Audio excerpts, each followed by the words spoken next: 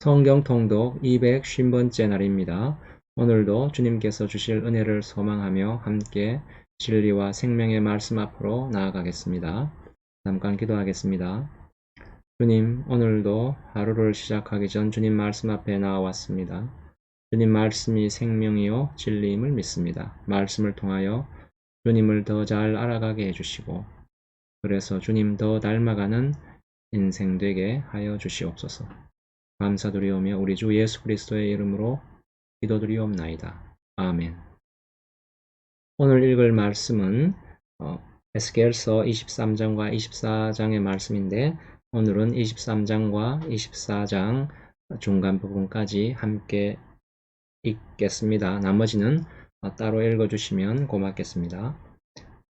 에스겔 23장 말씀입니다. 또 여호와의 말씀이 내게 임하여 이르시되 인자야, 두 여인이 있었으니 한 어머니의 딸이라. 그들이 애굽에서 행음하되 어렸을 때에 행음하여 그들의 유방이 눌리며 그 처녀의 가슴이 어루만져 졌나니 그 이름이 형은 오홀라요 아호는 오홀리바라. 그들이 내게 속하여 자녀를 낳았나니 그 이름으로 말하면 오홀라는 사마리아요 오홀리바는 예루살렘이니라. 오홀라가 내게 속하였을 때에 행음하여 그가 연애하는 자 곧 그의 이웃 아수르 사람을 사모하였나니 그들은 다 자색 옷을 입은 보관과 감독이요 준수한 청년이요 말타는 자들이라. 그가 아수르 사람들 가운데 잘생긴 그 모든 자들과 행음하고 누구를 연애하든지 그들의 모든 우상으로 자신을 더럽혔으며 그가 젊었을 때에 애굽 사람과 동침함에 그 처녀의 가슴이 어루만져 졌으며 그의 몸에 음란을 쏟음을 당한 바 되었더니 그가 그때부터 행음함을 마지 아니하였느니라. 그러므로 내가 그를 그의 정든 자 곧 그가 연애하는 아수르 사람의 손에 넘겼더니 그들이 그의 하체를 드러내고 그의 자녀를 빼앗으며 칼로 그를 죽여 여인들에게 이야깃거리가 되게 하였나니 이는 그들이 그에게 심판을 행함이니라. 그 아우 오홀리바가 이것을 보고도 그의 형보다 음욕을 더하며 그의 형의 간음함보다 그 간음이 더 심함으로 그의 형보다 더 부패하여졌느니라. 그가 그의 이웃 아수르 사람을 연애하였나니 그들은 화려한 의복을 입은 고관과 감독이요 말 타는 자들과 준수한 청년이었느니라. 그 두 여인이 한 길로 행함으로 그도 더러워졌음을 내가 보았노라. 그가 음행을 다하였음은 붉은색으로 벽에 그린 사람의 형상 곧 갈대아 사람의 형상을 보았음이니 그 형상은 허리를 띠로 동이고 머리를 긴 수건으로 쌌으며 그의 용모는 다 준수한 자 곧 그의 고향 갈대아 바벨론 사람 같은 것이라. 그가 보고 곧 사랑하게 되어 사절을 갈대아 그들에게로 보내매 바벨론 사람이 나와 연애하는 침상에 올라 음행으로 그를 더럽히매 그가 더럽힘을 입은 후에 그들을 싫어하는 마음이 생겼느니라. 그가 이같이 그의 음행을 나타내며 그의 하체를 드러내므로 내 마음이 그의 형을 싫어한 것 같이 그를 싫어하였으나 그가 그의 음행을 더하여 젊었을 때 곧 애굽 땅에서 행음하던 때를 생각하고 그의 하체는 나귀 같고 그의 정수는 말 같은 흠란한 간부를 사랑하였도다. 내가 젊었을 때에 행음하여 애굽 사람에게 내 가슴과 유방이 어루만져졌던 것을 아직도 생각하도다. 그러므로 오홀리바야, 주 여호와께서 이같이 말씀하셨느니라. 나는 내가 사랑하다가 싫어하던 자들을 충동하여 그들이 사방에서 와서 너를 치게 하리니 그들은 바벨론 사람과 갈대아 모든 무리 그곳과 소아와 고아 사람과 또 그와 함께한 모든 아수르 사람 곧 준수한 청년이며 다 고관과 감독이며 귀인과 유명한 자요 다 말 타는 자들이라. 그들이 무기와 병거와 수레와 크고 작은 방패를 이끌고 투구승 군대를 거느리고 치러 와서 너를 애워싸리라.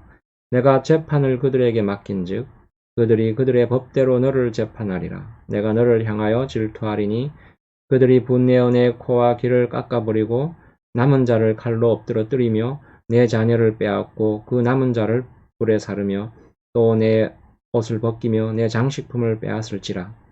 이와 같이 내가 내 음란과 애굽 땅에서부터 행음하던 것을 그치게 하여 너로 그들을 향하여 눈을 들지도 못하게 하며 다시는 애굽을 기억하지도 못하게 하리라. 주 여호와께서 이같이 말씀하셨느니라. 나는 내가 미워하는 자와 내 마음에 싫어하는 자의 손에 너를 붙이리니 그들이 미워하는 마음으로 내게 행하여 내 모든 수고한 것을 빼앗고 너를 벌거벗은 몸으로 두어서 내 음행에 벗은 몸, 곧 내 음란하며 행음하던 것을 드러낼 것이라. 내가 이같이 당할 것은 내가 음란하게 이방을 따르고 그 우상들로 더럽혔기 때문이로다. 내가 내 형의 길로 행하였은즉 내가 그의 잔을 내 손에 주리라. 주 여호와께서 이같이 말씀하셨느니라. 깊고 크고 가득히 담긴 내 형의 잔을 내가 마시고 코웃음과 조롱을 당하리라. 내가 내 영 사마리아의 잔 곧 놀람과 패망의 잔에 넘치게 취하고 근심할지라. 내가 그 잔을 다 기울여 마시고 그 깨어진 조각을 씹으며 내 유방을 꼬집을 것은 내가 이렇게 말하였음이라. 주 여호와의 말씀이니라. 그러므로 주 여호와께서 이같이 말씀하셨느니라. 내가 나를 잊었고 또 나를 내 등 뒤에 버렸은즉 너는 내 음란과 내 음행의 죄를 담당할지니라 하시니라. 여호와께서 또 내게 이르시되 인자야 내가 오홀라와 오홀리바를 심판하려느냐? 그러면 그 가증한 일을 그들에게 말하라. 그들이 행음하였으며 피를 손에 묻혔으며 또 그 우상과 행음하여 내게 낳아준 자식들을 우상을 위하여 화제로 살랐으며 이 외에도 그들이 내게 행한 것이 있나니 당일에 내 성소를 더럽히며 내 안식일을 범하였도다. 그들이 자녀를 죽여 그 우상에게 드린 그날에 내 성소에 들어와서 더럽혔으되 그들이 내 성전 가운데에서 그렇게 행하였으며 또 사절을 먼 곳에 보내 사람을 불러오게 하고 그들이 오매 그들을 위하여 목욕하며 눈썹을 그리며 스스로 단장하고 화려한 자리에 앉아 앞에 상을 차리고 내 향과 기름을 그 위에 놓고 그 무리와 편히 찌꺼리고 즐겼으며 또 광야에서 잡류와 술 취한 사람을 청하여 오매 그들이 팔찌를 그 손목에 끼우고 아름다운 간을 그 머리에 씌웠도다. 내가 음행으로 세한 여인을 가리켜 말하노라. 그가 그래도 그들과 피차 행음하는도다. 그들이 그에게 나오기를 기생에게 나옴같이 음란한 여인 오홀라와 오홀리바에게 나왔은즉 의인이 간통한 여자들을 재판함같이 재판하며 피를 흘린 여인을 재판함같이 재판하리니 그들은 간통한 여자들이요 또 피가 그 손에 묻었음이라. 주 여호와께서 이같이 말씀하셨느니라. 그들에게 무리를 올려 보내 그들이 공포와 약탈을 당하게 하라. 무리가 그들을 돌로 치며 칼로 죽이고 그 자녀도 죽이며 그 집들을 불사르리라. 이같이 내가 이 땅에서 음란을 그치게 한즉 모든 여인이 정신이 깨어 너희 음행을 본받지 아니하리라. 그들이 너희 음란으로 너희에게 보응한즉 너희가 모든 우상을 위하여 죄를 담당할지라. 내가 주 여호와인 줄 너희가 알리라 하시니라. 아홉째 해 열째 달 열째 날에 여호와의 말씀이 내게 임하여 이르시되 인자야 너는 날짜 곧 오늘의 이름을 기록하라. 바벨론 왕이 오늘 예루살렘에 가까이 왔느니라. 너는 이 반역하는 족속에게 비유를 베풀어 이르기를 주 여호와께서 이같이 말씀하시기를 가마 하나를 걸라. 건 후에 물을 붓고 양떼에서 한 마리를 골라 각을 뜨고 그 넓적다리와 어깨고기의 모든 좋은 덩이를 그 가운데에 모아 넣으며 고름뼈를 가득히 담고 그 뼈를 위하여 가마 밑에 나무를 쌓아 놓고 잘 삶되 가마 속에 뼈가 무르도록 삶을지어다.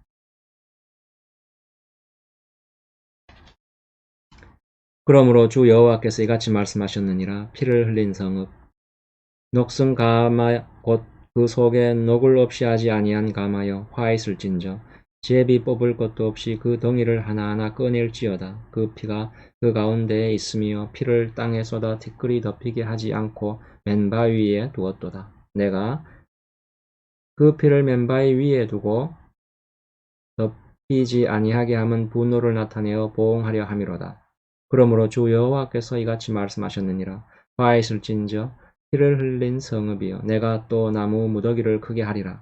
나무를 많이 쌓고 불을 피워 그 고기를 삶아 녹이고 국물을 졸이고 그 뼈를 태우고 가마가 빈 후에는 숯불 위에 놓아 뜨겁게 하며 그 가마에 놋을 달궈서 그 속에 더러운 것을 녹게 하며 녹이 소멸되게 하라. 이 성읍이 수고함으로 스스로 피곤하나 많은 녹이 그 속에 벗겨지지 아니하며 불에서도 없어지지 아니하는도다. 너의 더러운 것들 중에 음란이 그 하나이니라. 내가 너를 깨끗하게 하나 내가 깨끗하여지지 아니하니 내가 내게 향한 분노를 풀기 전에는 내 더러움이 다시 깨끗하여지지 아니하리라. 나 여호와가 말하였은즉 그 일이 이루어질지라. 내가 돌이키지도 아니하고 아끼지도 아니하며 뉘우치지도 아니하고 행하리니 그들이 내 모든 행위대로 너를 재판하리라. 주 여호와의 말씀이니라. 네, 여기까지 읽겠습니다.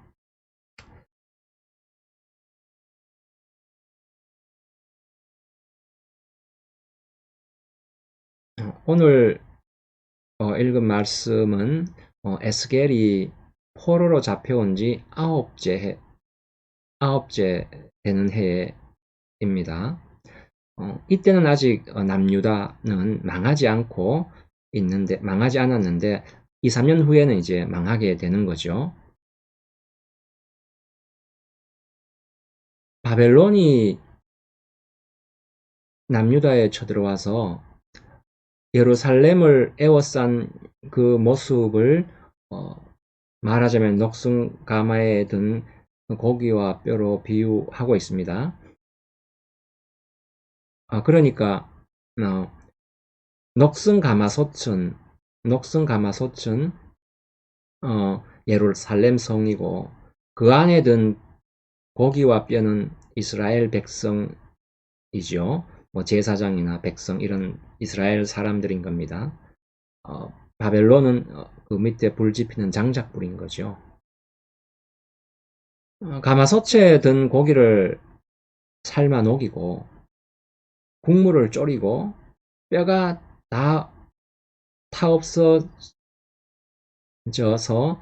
가마솥이 빌 때까지 장작불을 지피고 가마솥이 비게 되면 장작불을 더 세게 해서 녹슨 가마솥의 녹까지 없애겠다고 하나님이 그렇게 심판을 선언하고 있습니다. 하나님의 분노가 맹렬하지요. 하나님은 왜 이렇게 맹렬한 분노를 쏟아내시는 것일까요? 바로 앞장에서 그러니까 23장에서 우리가 오홀라와 오홀리바의 음행 장면을 읽었는데 이제 오홀라는 그러니까 북이스라엘을 말하고 오홀리바는 남왕국 유다를 말하는 거죠. 그러니까 이스라엘 두 나라를 상징하는 것입니다. 남왕국이든 북왕국이든 항상 강대국들 그러니까 애굽이나 아수르 또 바벨론 사이에 끼어 있어서 언제나 생존의 위협을 받았습니다. 상상이 가시지요? 강대국들 사이에 조그마한 나라가 이스라엘이니까. 그래서 북왕국이든 남왕국이든 하나님을 전심으로 의지하여 살지 않고 모두 그때그때 정치적 군사적 상황에 따라서 아수르나 애굽에 의지하여 국가의 안전을 도모했던 거지요. 아수르나 애굽에 의지한다는 것은 동맹을 맺는 거지요. 동맹을 맺는데 동맹을 맺게 되면 아수르나 애굽이 강대국이니까 그들의 문화, 풍습을 그대로 받아들이게 되고 우상도 받아들이게 되는 거지요. 그래서 이제 이런 것들을 음행이라고 표현하고 있습니다. 그래서 이제 오홀라, 오홀리바로 표현된 남북 왕국이 이방 우상을 섬기게 되는 그런 음행을 저지르게 된 상황을 말하고 있습니다. 이런 처지, 그 강대국들 사이에 끼어 있는 약소국의 그 처지, 그들의 안전을 강대국과 동맹을 맺음으로써 확보하고자 하는 이런 처지에 대해서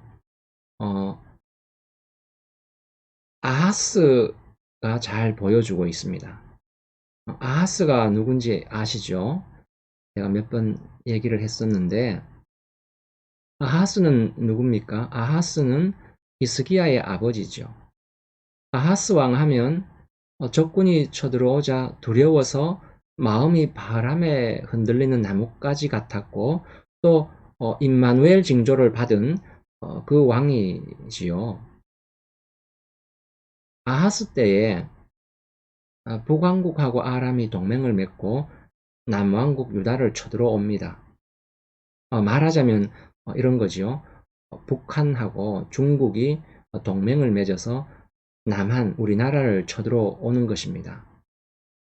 그랬으니 아하스의 마음이 얼마나 두려웠겠습니까? 하도 두려워서 그 마음이 바람에 흔들리는 나뭇가지 같았다고 했을 정도 아닙니까?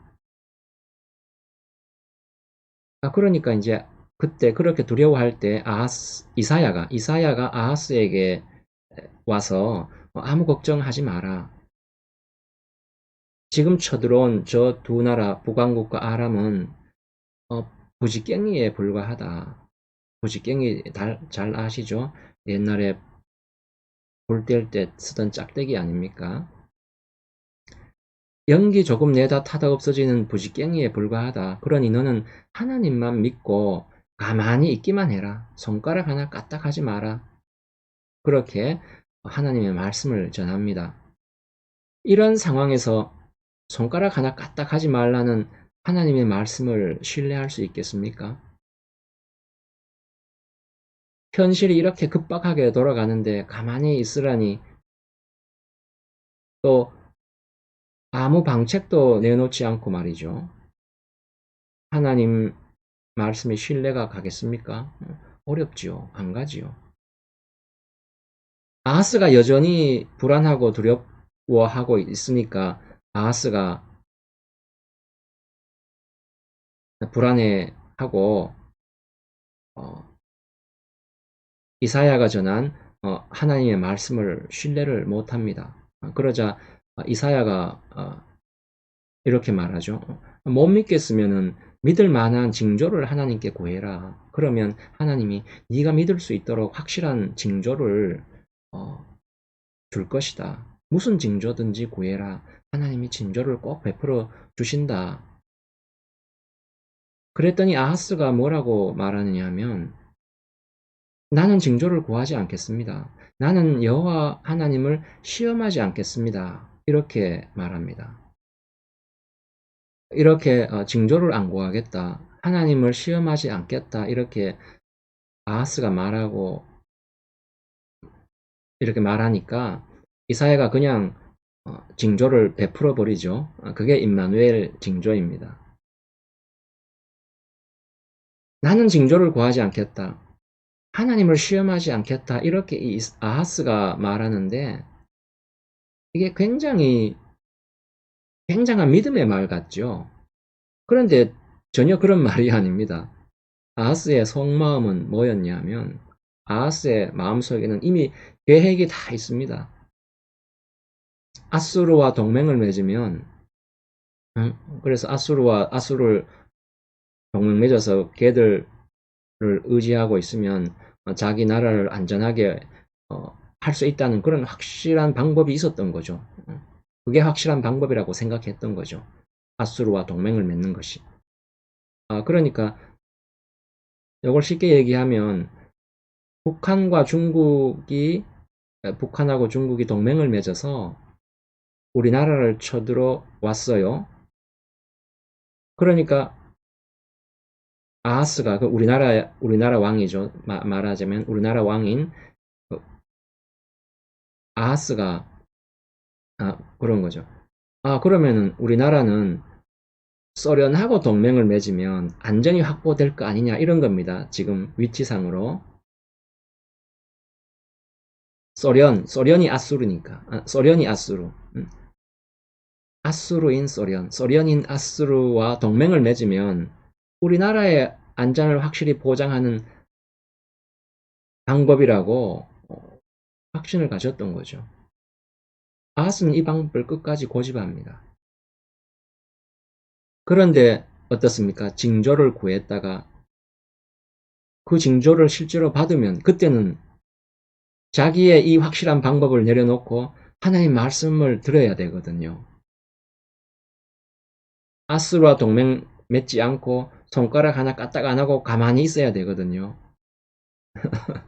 징조 구했다가 그 징조 일어나면 자기 생각 다 내려놔야 되니까 아하스가 징조를 구하지 않습니다. 기어코 자기 생각대로 하겠다는 것이지요. 우리도 그럴 때 많지 않습니까? 내 생각에는 문제 해결할 확실한 방법이 있는데 괜히 기도했다가 하나님이 그거 아니라 이러면은 어떡하나 이런 이런 고민을 해보신 분도 계실 것입니다. 딱 그 상황입니다. 아하스는 아수르와 동맹을 맺어야만 나라의 안전을 확보할 수 있다는 이 생각을 결코 버리지 않습니다. 임마누엘 징조를 받고 급박한 위기는 넘깁니다. 하나님이 전적으로 구해주시는 거죠. 하지만 결국 나중에 가서 아하스는 아수르와 동맹을 맺고 또 바로 동맹을 맺었기 때문에 강대국인 아수르의 우상 숭배가 이스라엘에 만연하게 퍼지게 되고 그래서 결국은 나라가 망하게 되는 결정적인 원인이 됩니다. 이게 아하스가 한 짓이죠. 믿음 없는 행동이었던 거죠. 하나님 말씀 따르기보다가 눈앞의 현실 때문에 자기의 현실적인 방법을 써서 그런 것입니다. 어홀라, 어홀리바를 아까 남한국, 북한국이라고 했죠. 이 두 나라가 그러니까 남한국, 북한국이 바로 이방 강대국과 동맹을 맺고 그들의 우상을 들여오고 하는 이게 뭐냐면 한마디로 우리에게는 언제나 하나님보다가 눈앞의 현실이 앞선다는 바로 그 사실입니다. 하나님의 방법보다 나의 방법이 훨씬 현실적으로 보이는 거지요. 아하스가 그랬지 않습니까? 그게 또 우리 자신이기도 합니다. 하나님이 제시하시는 우리의 인생의 목적보다 현실이 언제나 앞서는 게 우리의 신앙 현실 아니겠습니까? 하나님이 제시하는 우리 인생의 목표를 도무지 수긍하고 받아들이기가 쉽지 않지요. 왜냐하면 그 목표가 현실을 개선해 줄 것 같아 보이지 않고 더구나 현실과 관계가 없어 보이기까지 하지 않습니까? 심지어 세상에 마음을 두지 말라고도 말하지 않습니까? 아하스가 그랬지요. 손가락 하나 까딱 말고 가만히 있어라. 그러면 구원받는다. 이것을 어떻게 믿겠습니까? 가만히 있어서야 어떻게 현실이 바뀌겠습니까? 아하스는 이미 마음속에 현실적 위기를 넘길 자신만의 확실한 방법을 가지고 있었던 것이지요. 그리고 그걸 끝까지 고수합니다. 아수르와 동맹을 맺는 지극히 현실적인 해결책이었던 거지요. 그러니 이방 나라와 동맹을 맺는 것, 특히 강대국과 동맹은 아까 말씀드렸듯이 상당히 위험합니다. 그들의 문화, 풍습을 그대로 따를 수밖에 없기 때문이죠. 어홀라든 어홀리바든 다 음행한다는 게 그 강대국들과 동맹을 맺어서 강대국의 모든 문화를 찬양하고 좋아서 따르는 것이 바로 음행이라는 말로 표현되고 있다고 했는데 어, 그러니까 우상 숭배는 이방 나라와 동맹을 맺고 거기에 나라의 안전을 의지하고 있는데 그게 다 현실 문제 때문에 일어난 것이지요. 어홀라 어홀리바에서는 그러니까 남북 왕국에서는 현실적 문제가 뭐였냐면 강대국과 정치적 동맹을 맺어 나라의 안전을 도모하는 것이었습니다. 요즘도 아프가니스탄 같은 데 보면 실감이 나지요. 뭐 동일한 상황은 아니라도 비슷한 그런 상황인데 동맹국인 미국이 떠나버리니까 나라가 쑥대밭이 되지 않습니까? 우리도 현실 문제에 대응할 비상한 대책이 실은 마음 깊은 곳에 어, 묻어놓고 있는 경우가, 감추어 놓고 있는 경우가 많지요. 이것을 어디서 알 수 있냐 하면 우리가 우리 인생을 하나님께 다 맡기고 하나님 목표를 다 따르는 것이 아니라는 데서 드러나지요. 하나님 목표가 내 목표와 일치하지 않는다는 데서 분명히 드러납니다. 하나님이 우리를 향해 가지신 지고한 목적보다 어, 우리의 현실 문제가 더 급하고 중요한 것이죠. 그러니까 아하스와 동일한 처지에 있고 오홀라 오홀리바와 동일한 처지에 있는 것입니다. 우리가. 그래서 우리는 현실 문제 앞에서 고꾸라지지 않습니까? 하나님 외에 특별한 방도를 마련해 두고 있는 것이지요. 아하스처럼 그렇지 않습니까? 아하스는 그 방책을 남몰래 마음속에 숨겨 놓고 있었던 것이고 오늘 본문에 오홀라 오홀리바 그러니까 남왕조 북왕조는 드러내놓고 실행을 하고 있는 것입니다. 온 나라에 그래서 온 나라의 우상이 들끓게 되는 것이지요. 현실적 만족에 안주하고 하나님이 목적하신 것에는 관심을 잃게 된 것입니다. 우리의 신앙 현실은 어떻습니까?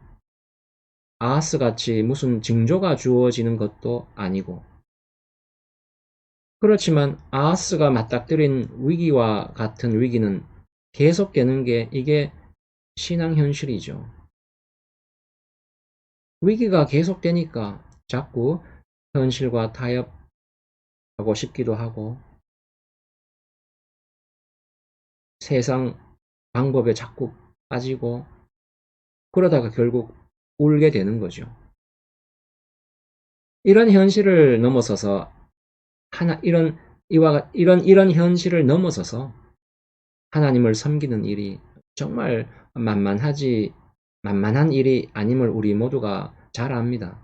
그런데 우리의 신앙은 아주 단순하고 순진해서 어떤 생각에 빠지냐 하면 제대로 믿으면 고민할 필요가 없게 된다라는 이런 오해에 빠지곤 합니다.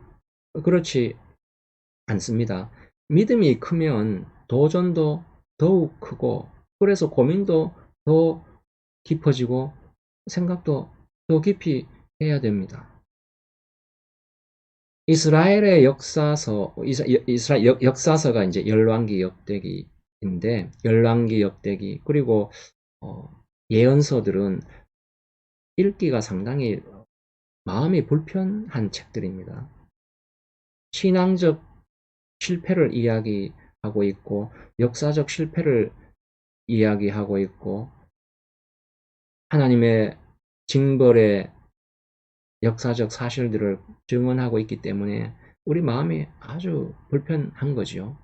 왜냐하면 우리가 듣고 싶고 기대하는 것들은 희망에 찬 말들이나 또는 은혜와 축복의 말씀인데 전혀 다른 말들이 선포되고 역사적으로 일어나고 있기 때문인 것입니다. 이런 불편함이나 갈등이 생기는 것은 성경이 얘기하고 싶은 그러니까 하나님께서 인간에게 목적하시는 복과 우리가 하나님께 기대하는 복 사이에 엄청난 차이가 존재하기 때문입니다. 우리가 원하는 복은 말하자면 이런 거죠. 하나님 없어도 잘 살게 되는 거. 하나님을 더 이상 찾아가지 않아도 되는 그런 삶인 것입니다. 하나님께 부탁할 필요도 없고, 기도할 필요도 없이 우리가 하는 모든 일이 잘 풀리기를 바라는 것이 이게 우리의 복이고, 또 그 일이 그렇게 되도록 도와주시는 분이 하나님이길 바랄 뿐인 거지요. 사실 이게 아닌 것 같지만은 그런 경우가 대부분입니다. 반면에 하나님이 목적하시는 것은, 그러니까 하나님이 인간에게 가지시는 복은 뭐냐면 하나님의 뜻을 이루는 것입니다. 하나님의 뜻이란 하나님 자신이 그러하셨듯이 우리에게 지혜와 분별과 보급한 인성과 하나님의 영광에 동참하는 이런 진정한 영광스러운 정체성이 만들어지는 것이 하나님의 뜻이자 목적인 것이지요. 그러나 우리 대부분은 이것을 싫어합니다. 하나님의 목적은 우리 인간에게는 너무나도 버거운 과정을 요구하기 때문에 그렇습니다. 가마솥에 삼기는 고기 같은 그런 혹독한 고난을 오늘 이스라엘이 겪고 있지 않습니까? 우리를 향한 목적을 이루고자 하는 하나님의 의지가 시퍼렇게 살아있는 자리인 것입니다. 덜덜 볶으시는 것이죠. 하나님은 우리에게 잘못한 죄값을 받아라 그렇게 하지 않습니다. 하나님은 이렇게 말씀하시는 거죠. 너희가 추구하는 것, 너희가 목적하는 것들은 값싼 것들이다. 내가 너희에게 만들어 주려는 것, 그것만이 진정 가치 있는 것이고 영원한 것이다. 너희 전 인생에 걸쳐서 내가 너희와 씨름하며 너희를 그렇게 만들어낼 것이다. 이렇게 말씀하십니다. 신자의 인생은 세상과 씨름하는 인생이 아니라 하나님과 씨름하는 인생인 것이지요. 그리고 현실은 바로 하나님이 씨름을 걸어오는 장소인 것입니다. 우리는 쉬운 결과, 쉬운 목적으로 만족하고 싶은데 하나님은 그런 우리의 타협, 우리의 비겁함을 그대로 놔두지 않고 늘 도전하십니다. 우리가 고달프다고 생각하고 불편하다고 생각하는 모든 것들은 우리가 너무나 얄팍하고 값싼 복을, 값싼 영광을 상상하고 있기 때문에 그런 것이지요. 거기서 벗어나지 못하면 우리에게 형통과 평안이 올지라도 우리는 아무것도 아닌 것이 됩니다. 환경과 현실을 넘어서서 하나님 섬기는 것. 이게 신앙적 분별이고 말하자면 진정한 믿음인 것이죠. 아하스든 오홀라든 오홀리바든 모두가 현실과 타협했고 그래서 현실을 넘어서지 못했고 그래서 신앙적 분별이나 진정한 신앙을 가지지 못했다고 할 수 있겠지요. 그래서 또 하나님은 고기를 가마솥에 넣어 삶듯이 그들을 둘둘 볶으십니다. 단지 징벌이 아니라 우리를 향하신 하나님의 뜻과 목적이 굉장히 큰 것이라서 그 목적지에 이르자면 이런 혹독한 고난을 통과해야만 한다는 것이지요. 어떻습니까? 한 사람이 철이 들고 훌륭해지는데도 어떻습니까? 눈물 없는 데가 없고 한숨 없는 데가 없지 않습니까? 눈물과 한숨을 통해서 사람이 훌륭해지지 않습니까? 지금 일하시는 하나님, 나와 씨름하시는 하나님, 이 하나님과의 씨름 앞에 정직하게 대면하여 하나님이 약속하신 영광스러운 목적지를 향해 오늘도 한 걸음 내딛는 복된 하루 되기를 소망합니다. 기도하시겠습니다. 주님, 우리를 주님 자녀 삼아 주신 은혜를 감사합니다. 우리를 거룩하고 영광스러운 존재로 만들기 위해 오늘도 우리에게 도전해 오시고 씨름하시는 주님, 그 은혜를 감사합니다. 주님의 도전과 씨름이 힘에 버거울 때도 있지만 주님보다 현실이 더 커 보일 때도 있지만 우리로 능히 감당하게 하시고 이기게 하시는 주님의 은혜가 있음을 또한 믿습니다. 감당할 수 없을 것 같은 현실에 마주했을 때 주님의 뜻이 무엇인지 먼저 분별하는 믿음의 삶을 살게 하여 주시옵소서. 감사드리오며 우리 주 예수 그리스도의 이름으로 기도드리옵나이다. 아멘.